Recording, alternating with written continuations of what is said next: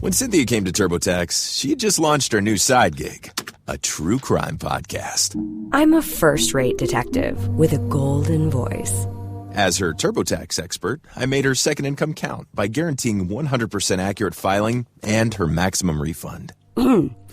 What did she do with that refund? Find out next week. Switch to Intuit TurboTax and make your moves count. See guarantee details at turbotax.com/guarantees. Experts only available with TurboTax Live. Hey, it's Storyworthy. Today on the show, actress, author, and influencer Annie Korzen talks about being fearful. My son, we were in L.A., and he was a college student. So he announces that he's going to Vegas for the weekend with some friends. And I say, really? How may I ask you getting there? And he has this long side, the side that you get for the imbecile parent. In Dave's car. It's right outside. I look at Dave's car, and I see Dave's car is an open Jeep, right? No roof, no sides. And I say to John, if you take that car through the desert, not only will you be burned to a crisp, but you won't have any protection in a collision. He says, mother, you can't cruise girls in a nice four-door sedan. Today on the show, actress, author, and influencer Annie Korzen talks about being fearful and her new book, The Book of Annie, humor, heart, and chutzpah from an accidental influencer. Stay close. Hey, it's Annie Korzen, and you're listening to Storyworthy.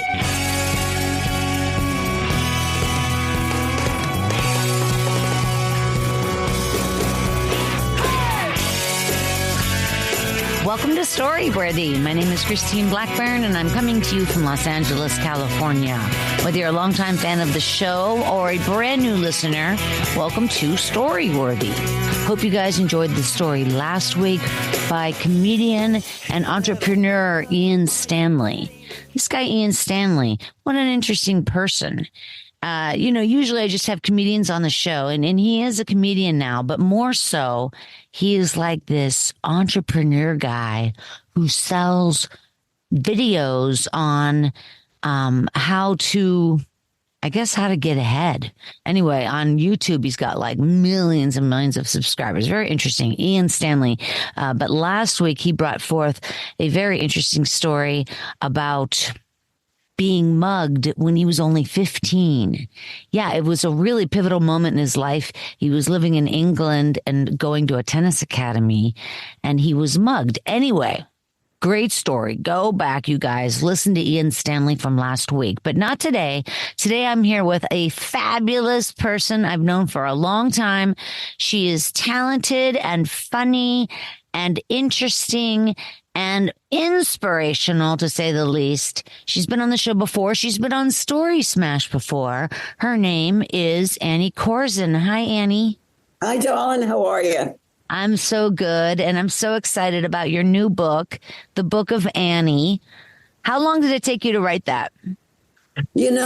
First of all, I got to give you the whole title. It's long. It's called The Book of Annie, Humor, Heart, and Chutzpah from an Accidental Influencer, because I am an accidental influencer. It didn't take me that long to write it because it's a collection of little humorous essays, and I just cannibalized my own material. I've had so many stories over the years that I really the book is like I plagiarized from myself.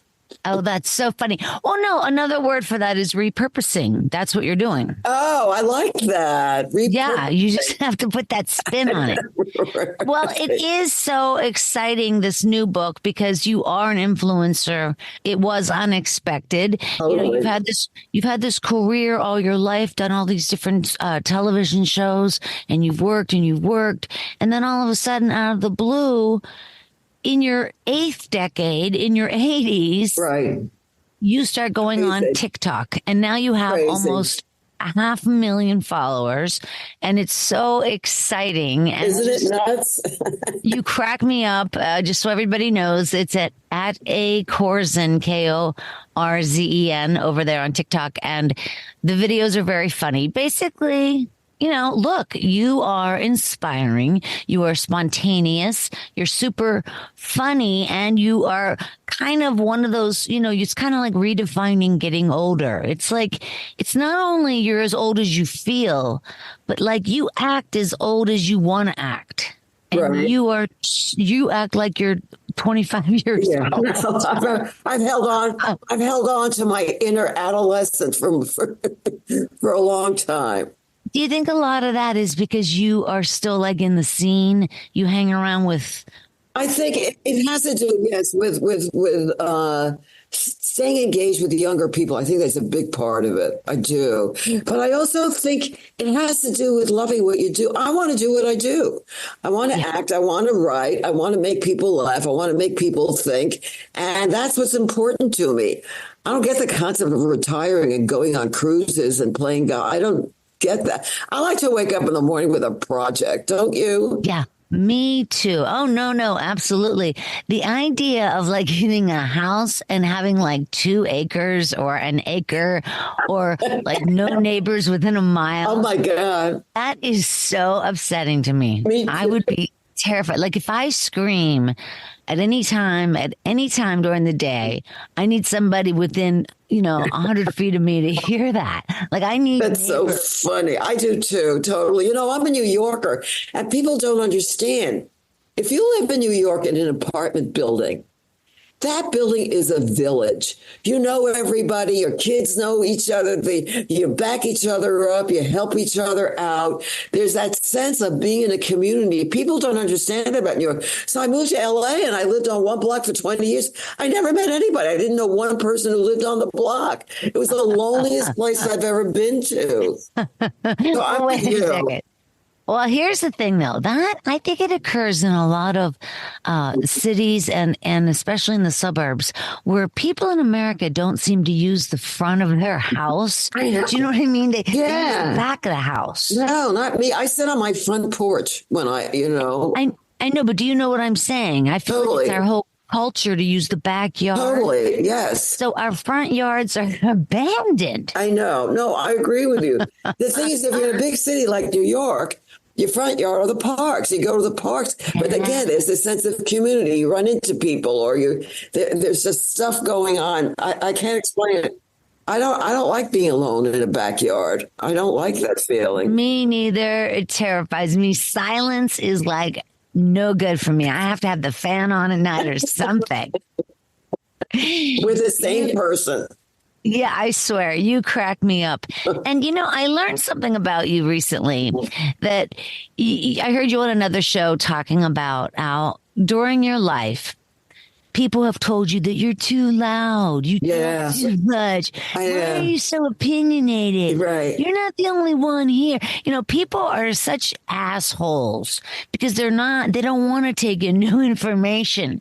And now I heard you say that now that you're older, you're being celebrated for doing those. I know. It's the weirdest thing. And that's from all my young fans. In other words, people my age, particularly men my age, believe that women should be quiet, should laugh at their jokes, should not be opinionated. And I was never that kind. And I was always accused of inappropriate behavior or unfeminine behavior. Now these young kids, all my fans, they want to hear what I have to say. They want to hear my opinions. It's a weird thing. I think something's happening. I think maybe it started with Betty White, that in our society, people are changing those old cliches about older women. Yeah. An older woman, I'm a grandmother. A grandmother's not a lady with an apron baking apple pie. You know what I mean? It could be, but Cher is also a grandmother. Okay, right. Okay. But I mean, I think now suddenly younger people are finally figuring out that women like me, we have a lot of wisdom. You know why? Because we've made a lot of mistakes already. We've made all my mistakes and we've learned from them. So they're coming to me to benefit from my mistakes. So I have a whole chapter in my book called Celebrating Failure. It's about all the professional failures I made, one after another, when finally, because of those failures, I started getting better at what I was doing. And one day I woke up and suddenly, I had a little career and I was known in the business and I was getting respect. But that took a lot of, as I said, that took a lot of failures to get to that point. So right. I just think it's so interesting because it teaches us that like it's never going to be one thing. It's never going to be one attempt or one failure. It's going to be a series of learning. There are learning apps. Excuse me. Every failure, learning opportunities. Like you amass all of this. It's never one thing. It's it's a collection of everything that you do day in and day out. One of my big fantasies when I became a storyteller, which is really what I am more than anything else, I wanted to work with the Moth, the famous Moth storytelling organization. Mm-hmm. And someone made an introduction. I wanted to do the Moth main stage. That was my big fantasy. And they were kind of interested. And they said, keep in touch, send us your stories. Every time I did a story, I would send them a video of it. And they would say, yeah, it's not a good fit yet. They would tell me to keep sending. They never would be. Christine. They did reply, though. They actually replied. Once in a while, not every time, once in a while. I did this for 9 years. Wow. 9 years not getting it. Finally, I sent them what I thought was a great story, and I did not hear them. I walked into my husband's office and said, you know what? I'm going to stop now. This is too painful. I know I belong with them. Clearly, they're not interested in me. I can't keep humiliating myself by sending this stuff. The very next day, after 9 years, I got a call from the head of the Moth in New York. Oh, hi, Annie. Thank you for being so patient. Oh, my God. We'd like you to perform with us on the main stage this year. We'd like you to come with us to L.A., Berkeley, St. Louis, and the Schubert Theater in Boston, the oldest theater in America. And we want you on our radio program, and we want you on our website. And unbelievable. At one point, I said to somebody, and so I became a regular. Well, I'm going to be touring again with them this year. I just was in Portland. I'm going to go out with them again. And I said to somebody, why did it take so long? And you know what the answer was? What? You got better. And that's the story that I share with people in the book. That's what I talk about in the book. You keep doing what you want to do, and you will get better. You can't expect results right away. And some people are overnight successes. I was the opposite. So I don't know. What's the opposite of an overnight success? A many years success, a life. I mean, I think it's like child actors or people that get a great job and they're 22 or 24. Do you know what I mean? Those are kind of overnight successes because they can't have been doing it that long. What's the opposite of an overnight? What am I? What's the opposite of No. Well, I think that, I mean, I hear exactly what you're saying because, of course, I pitch Storyworthy to NPR every spring, usually February or March. Wow. And I've been doing that for about 7 years. Wow. Because I don't know if you listen to NPR, but their Saturday afternoons suck. There's a lady doing like a cooking show and she chews gum while she talks. Miserable show. And why they don't want to pick up like my catalog, as it were, or new show, or, you know, believe me, I understand. It's absurd. I always think, though, that they're not even getting the packet, that nobody even read. You don't know if they're opening it. Yeah. Well, this is what I do for this particular one in NPR is it's a form on their website. Oh, I see. So I fill out the form on the website. You got to find a person. You got to find a contact. I just did that. I had But wait a second. Excuse me 1 second. I'm sorry to interrupt, but you say you have to find a contact, but you know people at the Moth, and you know. Well, they made the original introduction, but there's a storytelling show in LA that's really highly, highly rated, and I've been wanting to be there. And again, for years. I got no response. Last week, I was talking to a good friend who's very in with that group. And I said, how come I've never performed at so-and-so? And he said, what, you haven't? Let me make a call. 1 hour later, they called, oh, Annie, would you like to be in our next show? And again, this is after literally 9 years of banging my head. But one person made one phone call. So that's what I'm saying. You might have to find somebody who has a contact at NPR. No, but I know, but wait a second. But I also want to say, though, Annie, that is a perfect description of what you just described 3 minutes ago, which was saying that your preparedness met the opportunity. In other words, you did get better. So when that phone call was possible, yes, it wasn't that it was just that. It was the years leading up to that. Yes, made that moment happen.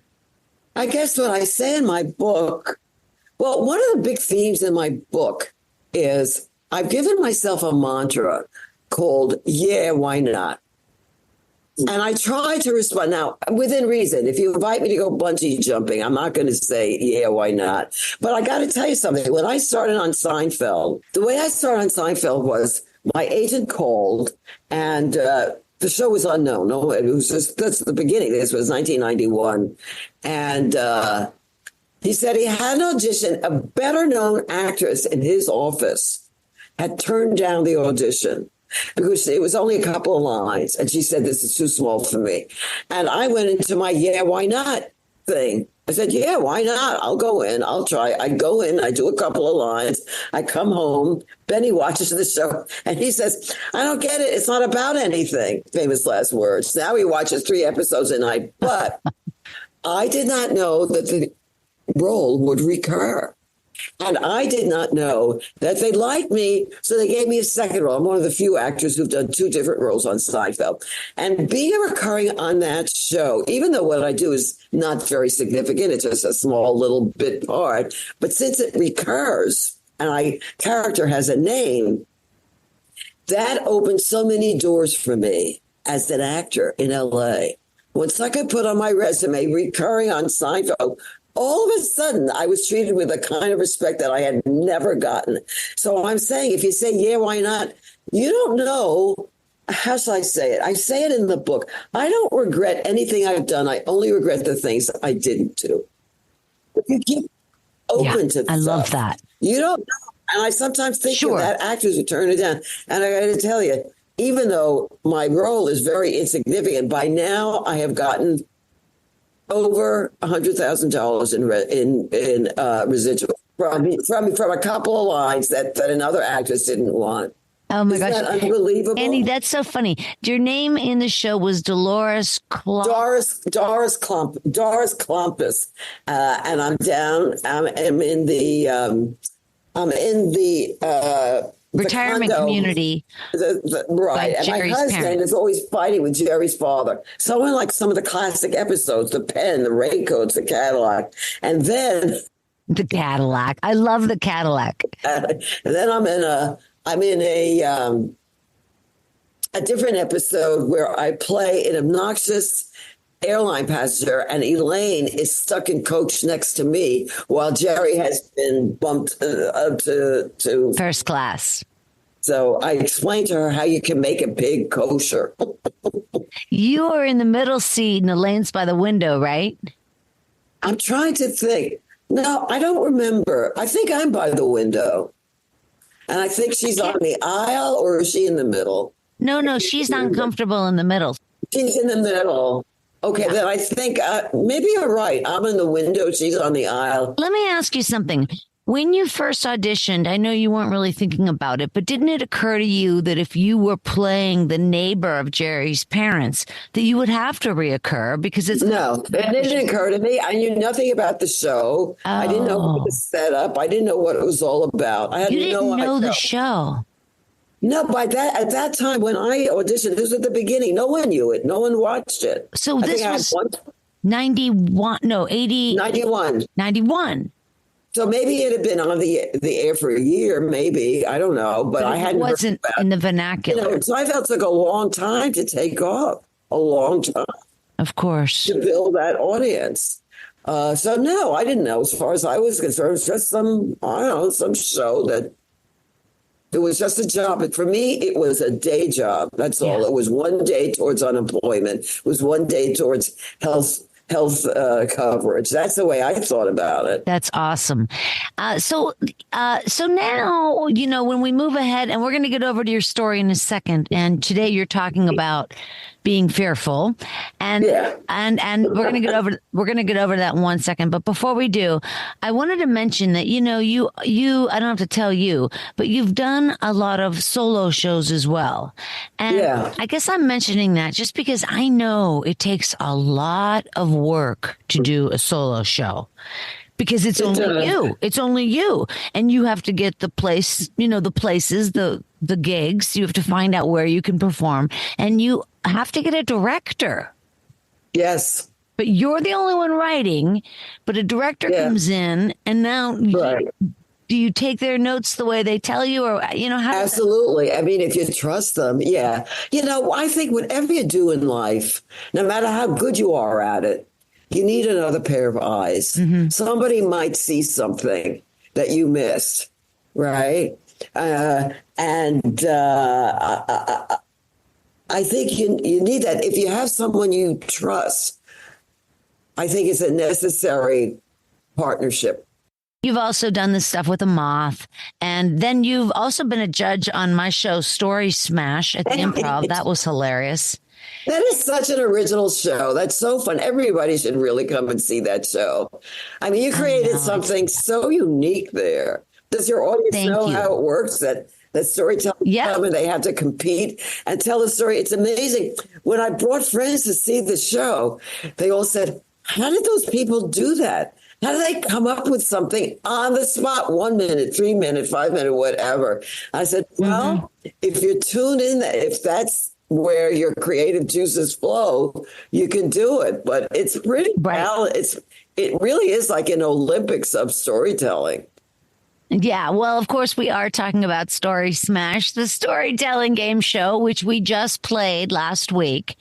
And it's going to be up, in fact, coming up. Let's say you are airing today on the 13th. It'll be up on the 20th of February.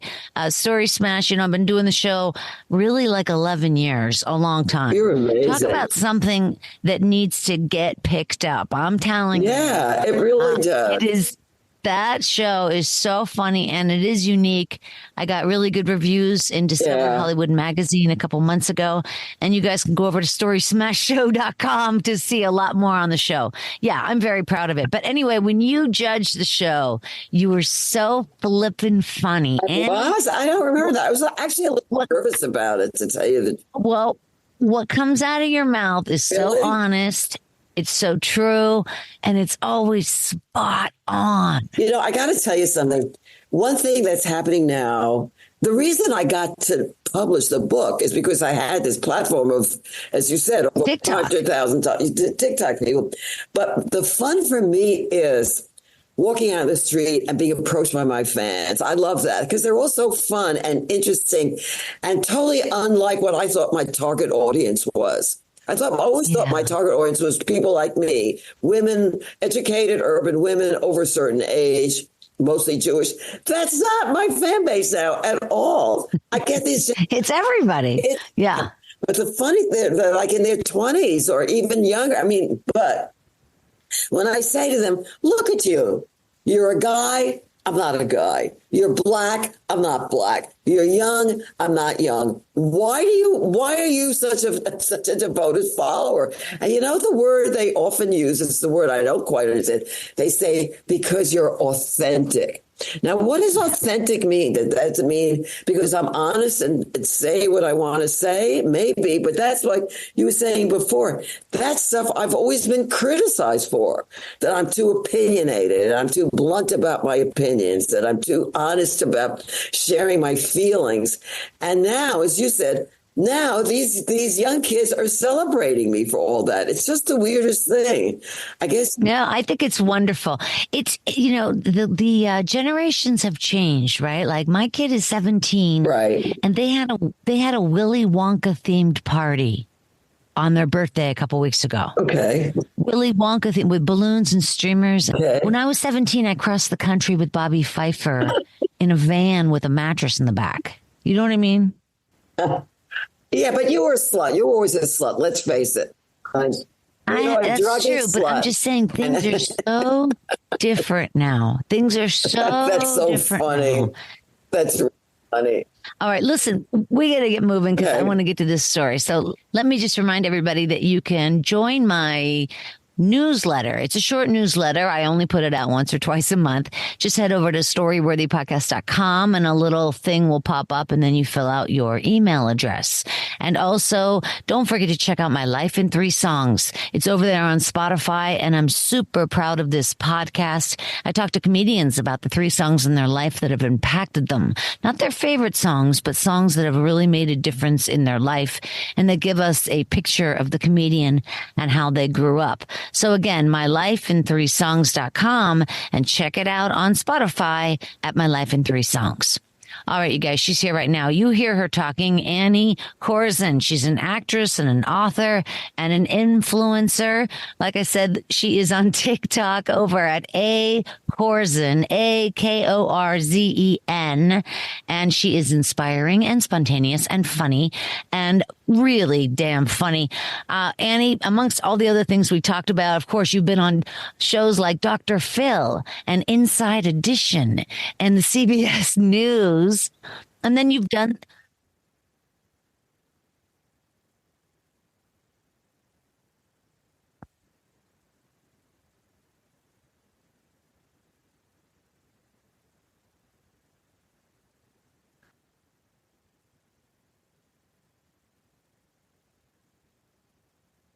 It is fun. Absolutely. I adore all that stuff as well. And then you've had these solo shows like we talked about. Annie Korzen, famous actress. That was very funny. And then I don't want to go way back, but I do want to mention, just because it's interesting, you've been on a lot of sitcoms like Mad About You and Jane the Virgin and, of course, Seinfeld. And now you've got a brand new book. And boy, oh boy, it is fantastic. The writing is extraordinary. I'm telling you, I just think the whole thing is fascinating. The book is called The Book of Annie, Humor, Heart, and Chutzpah for the Accidental Influencer. It's so funny. So what does chutzpah mean? Chutzpah is a Yiddish word. When you say, oh, she's got a lot of chutzpah, it means she's got a lot of nerve. And usually it's in a negative way. Somebody who's kind of nervy, somebody who's kind of pushy, somebody who talks when she shouldn't talk and expresses her opinions when she shouldn't. She's got a lot of chutzpah. Is it like sassy or? Nah, I don't know how to translate it. There's really no exact translation. That's why I use this word. Because sassy could be cute. Chutzpah is nervy. She's got a lot of nerve, that one. She's got a lot of chutzpah. Who does she think she is? So I'm the one with the chutzpah. I'm the one who says it like it is. I'm the authentic person who shares my opinions. And some of them may not be popular. You know? That's their problem. So that's their, exactly. All right, you guys, wherever you are, put your hands together for the very talented Annie Korzen. So the story I'm going to tell is a story that's in my book. I call it phobicology. And I'm going to give you an example of the kind of person I am. My favorite sound, you know, when they ask people, what's your favorite sound? They say, oh, my favorite sound is the sound of a summer rain. Or my favorite sound is the sound of a baby laughing. Not me. I'll tell you what my favorite sound is. My favorite sound is that ding on the airplane indicating that the seatbelt sign has gone off, because I am a totally phobic person. Okay. So let me just say this. I've had some good results with therapy, mostly when my son was a teenager. It was good to get some professional guidance during those years. Like, how do I calmly express my distress when he totaled our car on his way to taking the driver's test? So, but I had to leave one shrink the day that I realized she was insane. It was not so much that I left, more like I was thrown out. So here's what happened. One of the clauses in our so-called, I'm using air quotes here, therapeutic contract was that I should always honestly express my feelings about her. Right. So one day I pointed out that even though she was a very trendy fashion plate, her taste in art was not so sophisticated. Like I was referring to this really schmaltzy painting of her in her office of a fluffy kitten curled up in a wicker basket. But So you just commented? How could you do that? because she said I'm supposed to be honest about my feelings about her. That was part of what we're supposed to do there.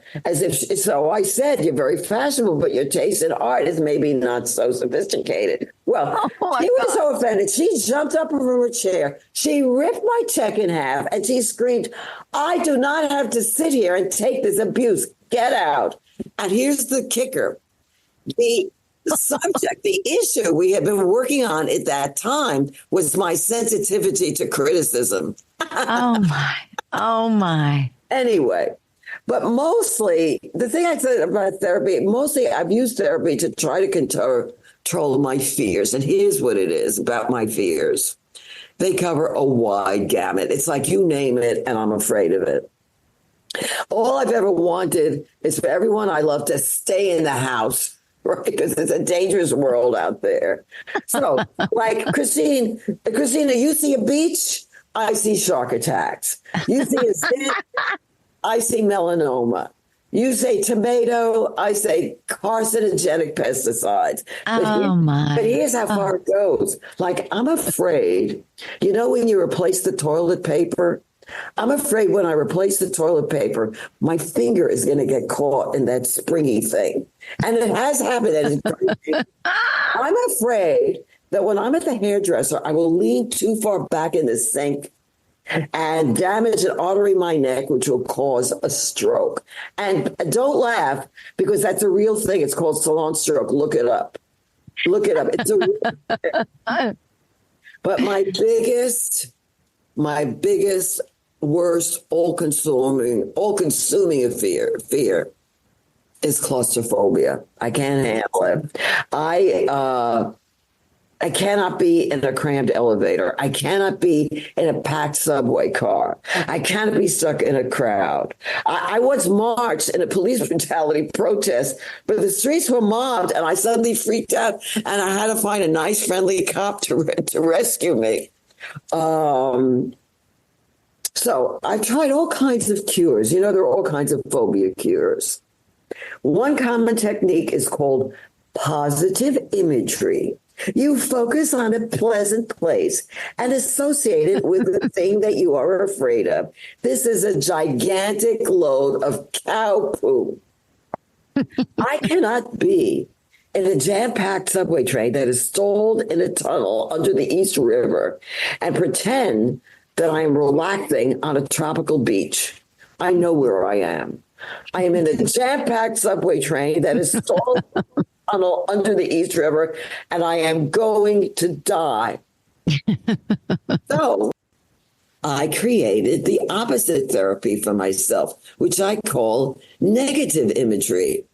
When I'm in a scary situation, I think of an even scarier situation, and that gives me some perspective.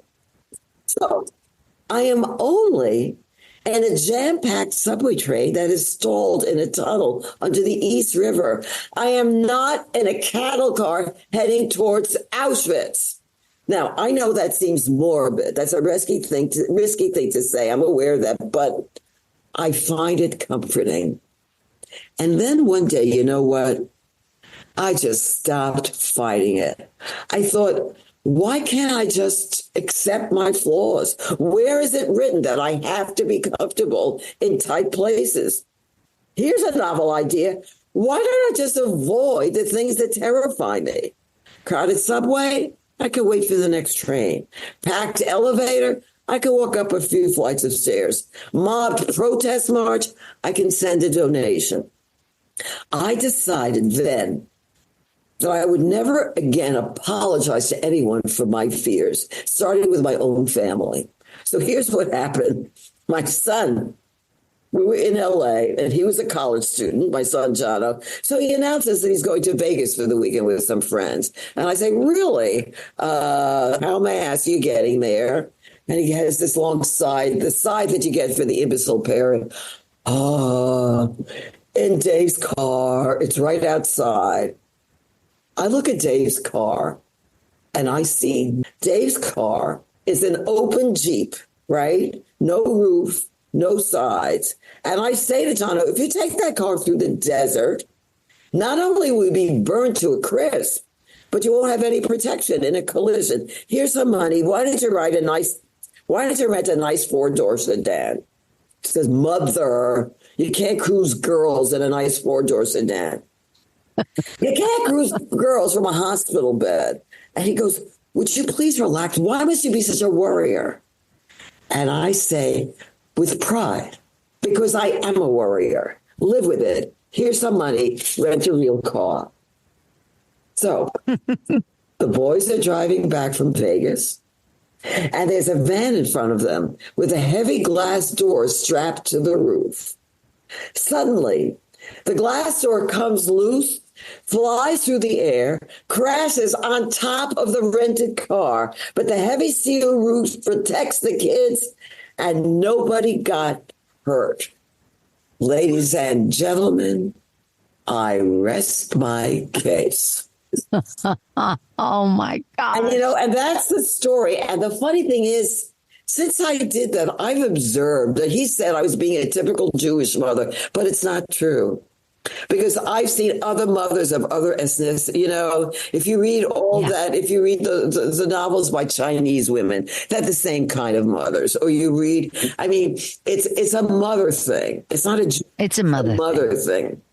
And I know when I'm afraid of something, I no longer, I say, I can't do that. I'm afraid of that. Let me find another way around. There's more than one way to do things, right? I like that. I love that you say that there is more than one right way in almost every situation. Totally. One of the big stories in my book, and it's actually one that I'm going to be doing with a moth, is about, I had a very serious postpartum depression because I thought I was doing everything wrong. I couldn't follow the rules. I didn't have natural childbirth. I wasn't able to breastfeed. And I thought, well, that's it. I'm the worst mother that ever lived. And I was hospitalized for 4 months and now I would tell you, I am the best mother who ever, I have the greatest relationship with my son. It's just that everyone kept telling me that I was a failure. And again, it's one of the themes of my book, it's been one of the themes of my life. Do not imprison yourself by other people's opinions of you. But wait a second. You had postpartum depression. That's like a real thing. Yes. It's a real thing, and they still don't know how to deal with it because it's a women's syndrome. So nobody really studies it or knows how to deal with it. Your hormones and the way that, as soon as you totally. Right, no one told me that. It was the into the thousands and whatever. And then when the baby, as soon as the baby comes out of you, the hormones start dropping and they just keep dropping. And so I don't know any mother that wasn't depressed, but it wasn't until like Brooke Shields talked about it, about postpartum. Exactly. That realized how serious it was. Exactly. That's right. It really is. And I had a double whammy because I wasn't home. I had my baby in Denmark. My husband is Danish, and we were living in Denmark at the time. I didn't have my home. I didn't have my language. I didn't have my friends around me. I didn't have any support team. And in Denmark, there's no such thing as a baby nurse or something like that. They don't know what that is because Danish women are very stoic and independent. So I had no it must have been like you must have felt like, because you couldn't communicate with anybody. You've got this little baby because, of course, I have a child as well. And I remember when she was born, it was just like, it was almost like having like a baby kitten or a gerbil. It was like, this thing couldn't be more helpless. Yeah, right. And I didn't know what to do. I laid my baby on the couch or on the table to change the diaper. If you walked away, like that would be it. The baby can't even roll over. It's just the levity of what you're dealing with. Right. I couldn't face the response. I didn't feel I was capable of facing the responsibility. But as I say, it's one of the things in my book, the Book of Annie, Hard Humor and Chutzpah from an Accidental Influence, is that we can't pay so much attention to the rules. The rules, sometimes you can break the rules and you will survive. And you might even find it. But, when I was growing up, I grew up in a kind of working class ghetto neighborhood in the Bronx. And the mantra in that neighborhood, like I think it's in a lot of neighborhoods and a lot of towns, especially small towns, is stick with your own kind. And that's what I was trained to believe. And guess what? I discovered that if you explore the other kind, your life gets much richer. And I think too many people follow the stick with your own kind mantra. And it limits them. But they then have very limited time, lives. Like, sometimes I think, well, somebody's got to stay back and hold down the fort. Like, not everybody is going to fly, as it were, because a lot of people are they are born and they just want comfort and they want, stability and routine. And that's just another way to be. You're right. I mean, you're right. It's not something I've ever understood, but you're right. Listen. Yeah, I had a little, when we lived in New York, we had a little country house, just this little place to go to on the weekends, a little small town, nothing much. And there was a guy there who ran a general store. So I would go there to get my local, whatever, cereal, milk, whatever. Now, this place was 2 hours from Manhattan, okay? 2 hours from Manhattan. And once I said to him, so tell me, George, have you ever been to the city? And you know what he said? He said with great pride, he said, nope. He said, never been out of the county.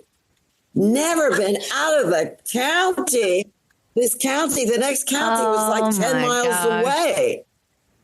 He'd never been out of the county. And he was proud of it. And I don't know if that's a thing to be proud of. But really like I say, somebody's got to stay back and hold down the fort. I mean, you can, you can stay back, and all that. But you could explore the outside once in a while. You could drive 2 hours to the city for a weekend. We're the ones that left, we're the ones that followed the circus. You know what I mean? And now we're in LA. Yeah, everybody here is at the circus. So we're surrounded. Yes. By you're absolutely right. Hey, I enjoy talking with you so much. I think you are just a wonderful person, and all the compliments I gave you earlier, you are a wonderful person. No, you are. No, you are. No, you are. And you guys can go over to AnnieKorzen.com to get all of Annie's stuff, and specifically the book of Annie, Humor, Heart, and Chutzpah. I'll make a Jew out of you yet. Chutzpah from the Accidental Influencer. What a funny title. I love it. Super funny. I'm so happy for you. And please tell your wonderful husband, who is also an artist, Benny, I said hello. I sure will. How's he doing? Benny's doing fine. He's got some maybe, fingers crossed, showbiz. He's got some maybe big projects about to happen, big movie projects, fingers crossed. I think it's fabulous. And they've only taken one of them. He's only been working on for 30 years. So you think it's time? Do you think it's time maybe for it to happen? I'm telling you. All you have to do is stay alive and keep doing your work. You don't know what's going to happen. Right. Well, I think that's a good way to live, because I know for myself, I have several different little jobs, and none of it is easy. And every month it's a little bit difficult to, pull all the money together for rent. Oh, I know.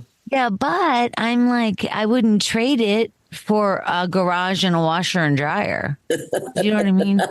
So it just all depends on what you want, what you need to have. Absolutely. No, absolutely. You got to follow your bliss. And if you know what makes you happy, that's what you have to do. And there are sacrifices. And one of them, of course, in our lives is that financial instability. That makes me crazy. That does keep me up at night. But does. I understand. Well, what I want a 9 to 5, I couldn't do a 9 to 5. I couldn't either. But somehow it always works out. I really like to believe that in my gut. And we have good lives. And basically we have good lives. Yeah. One thing, we do have to wrap this up, but I want to ask you one more thing. I know now you have a grandson, and obviously it's a blast, right? Totally. But do you have those same fears with your grandson as you did with your son? Like when you see a car, you see a death trap, or you know what I mean? That's interesting. I have different kinds of fears with my son. So far, they haven't gotten Your grandson. my grandson, because he's just 10, so he's still protected. So I don't worry. But I worry about other things, about his future. And, my grandson is Black. And and they live in a small, very white rural town, and I in this country we worry about race. I worry about his safety. For sure, but he must love coming to hang out with you, right? We have a good time, and he loves Absolutely. he loves the Hollywood sign. He's very showbiz. He says, "When can we go to see celebrities?" Oh my gosh, he's so cute. And you do live in such a central part of town, so you're able to just walk. Yeah, we can go to a lot of places. Right. The best. All right, you guys, we're going to wrap this up. Again, AnnieKorzen.com. And then don't forget to check out My Life in 3 Songs and Story Smash, the storytelling game show. All right, you guys, we're going to wrap this up. Thank you so much for listening. You guys are the reason why I do this show. Thank you very much for responding to my emails and or from my newsletter thing. I love when people respond. And, thank you guys. Thank you very much for everything you do for me and for Storyworthy and for my empire. One more time on behalf of the very talented Annie Korzen. Thank you so much. I love being here. I love talking to you. I always do. Me too. Let's get lunch, okay? Please. Yes. All right, you guys. My name is Christine Blackburn saying, make it a story-worthy week.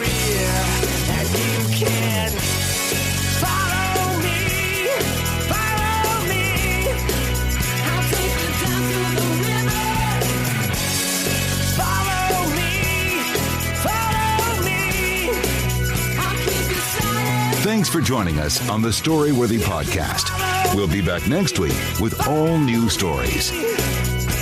Subscribe to Storyworthy on iTunes and visit the Storyworthy website at storyworthypodcast.com.